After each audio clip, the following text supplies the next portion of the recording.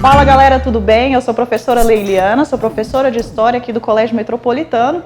Ano de 2018 está terminando, a gente teve Copa do Mundo na Rússia, o Neymar caiu mais que a internet na época que a internet era discada, né? Contei minha idade para vocês agora, sou das antigas. Não deu, para o Brasil a Copa esse ano não deu, mas em 2018 ainda tem alguma coisa interessante para acontecer.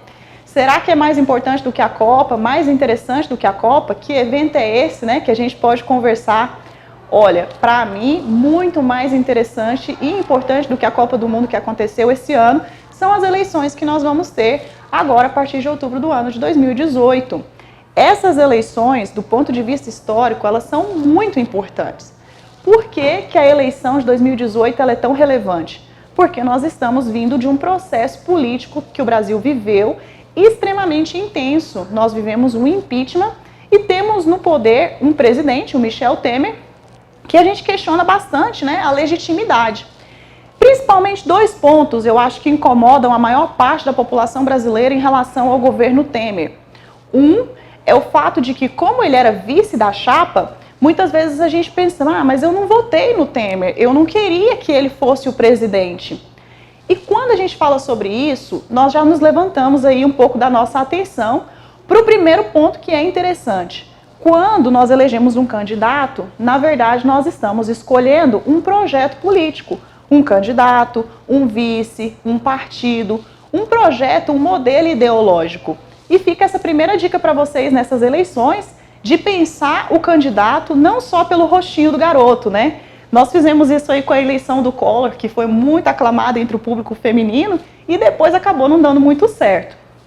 A outra coisa, que também é muito questionada em relação ao governo do Michel Temer, é em relação às denúncias que nós temos tido em relação à corrupção no Brasil. A partir aí, desde 2012, nós tivemos a aprovação da lei da ficha limpa. E isso determina que qualquer candidato qualquer pessoa que foi condenada em segunda instância, ela não pode ser eleita.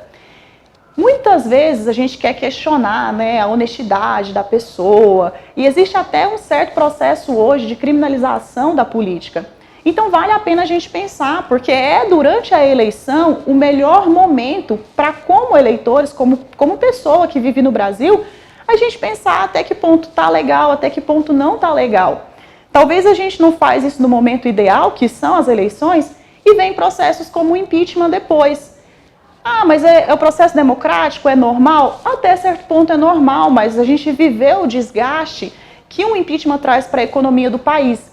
Quando a gente tem um país cuja democracia pode ser questionada, a gente acaba tendo vários problemas, principalmente em relação ao investimento do capital estrangeiro.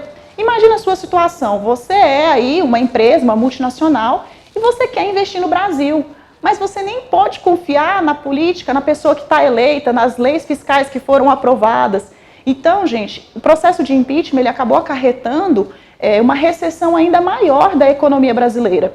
Se afeta a economia, está afetando a capacidade de consumo de todos nós. Então, a gente está realmente falando de algo que é muito importante. Talvez você esteja pensando que problema político e eleitoral no Brasil é algo recente, é algo novo. E na realidade, eu até preparei um esqueminha aqui pra gente, para mostrar que esse negócio de eleição no Brasil deu problema desde o começo, né? Como colônia, é óbvio que no início da história brasileira, a gente não tinha uma eleição, a gente não determinava quem iria nos governar. Inclusive, eu brinquei essa semana, conversando com os meus alunos um pouco, sobre o nosso pacto colonial. No pacto colonial, a gente já teve essa tradição de que o político não tem uma responsabilidade de preocupação com o povo brasileiro. A partir de 1821, nós tivemos a primeira eleição que aconteceu no Brasil, que foi a eleição dos deputados da Corte de Lisboa. Em 1881, a Lei Saraiva, ela determinou as primeiras eleições diretas. Só que aqui a gente tinha um problema, prevalecia no Brasil o coronelismo, o voto ele era aberto e favoreceu toda aquela política do café com leite, onde a população acabava tendo um voto de cabresto, que não podia efetivamente decidir o que ela queria. Em 1930, que nós chamamos aí de Revolução, né, da Era Vargas, o Brasil passa por um cenário, do ponto de vista democrático, muito interessante. Por quê? Porque no início da era Vargas a gente entra no governo com um golpe, depois nós temos aí uma fase constitucionalista com a Constituição de 1934, que foi considerado um grande avanço, porque foi criado um tribunal eleitoral, porque o voto passou a ser secreto, porque as mulheres podiam votar. E esse período de esplendor de 34, ele na verdade é interrompido de uma forma muito precoce, porque já em 37 nós temos o início de um período aí que é o Estado Novo, onde essa participação democrática da população brasileira foi novamente cerceada. Isso é interessante quando a gente pensa que democracia no Brasil é um assunto muito recente. Do ponto de vista histórico, os processos eles são lentos. Então observa isso que eu estou falando. Eu estou conversando com vocês de história contemporânea, de um período aí de 1945, quando nosso processo eleitoral foi novamente aberto. Só em 1955 que nós tivemos a folha individual de votação. E aqui também tem um outro tópico, né, um outro tema, quem sabe em outro vídeo, porque eu não quero me alongar muito para hoje, onde a gente pode discutir a legitimidade do próprio processo. Será que as nossas urnas eletrônicas elas são seguras? Será que a contagem dos votos que nós estamos tendo, elas são legítimas? A gente realmente tem ali o resultado do que foi escolhido pela maior parte da população? É uma coisa a se questionar. De 64 a 85, nós temos o período da ditadura militar no Brasil. E também vai ser possível fazer amplas discussões a respeito dessa ditadura, porque existiam os atos constitucionais. Então, havia uma legislação que legitimava aquela forma de poder. Nós não tivemos um ditador que governou durante toda a ditadura. Tivemos eleições indiretas, com alternância de poder, porém, essas eleições, como eu disse, eram indiretas e somente militares é que poderiam ser eleitos.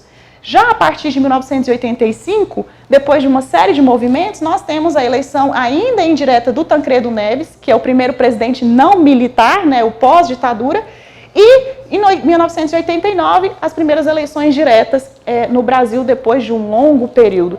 E muita coisa aconteceu desde que nós instauramos esse modelo de democracia. 2 impeachments, eleições, reeleições, várias coisas que talvez a gente pense que não influenciam a nossa vida, mas que eu queria que você conseguisse perceber assim, do ponto de vista histórico, que você fizesse uma análise que isso está sim afetando a sua vida. Muitas vezes mais até do que um grande evento esportivo, como o que eu comecei falando para vocês hoje da Copa do Mundo. O meu objetivo com vocês hoje, nesse vídeo, era o quê? Primeiro, te pedir para ser atento na escolha do seu voto. Considere pelo menos 2 fatores. O candidato não é apenas o candidato, ele é também o partido, o vice, a ideologia. E nós precisamos pensar na lei de ficha limpa. Escolher pessoas que não estejam envolvidas em processo de corrupção. Não se desanime pelos processos históricos. É normal ter debate, é normal ter discordância. As pessoas vão fazer coisas que às vezes nós não concordamos, não era o que nós queríamos, mas vale a pena apoiar. No final de tudo, o mais legal é que a gente ainda está vivendo num país onde a gente tem essa liberdade de expressão. Galera, eu espero ter ajudado vocês, um beijinho e até o próximo vídeo.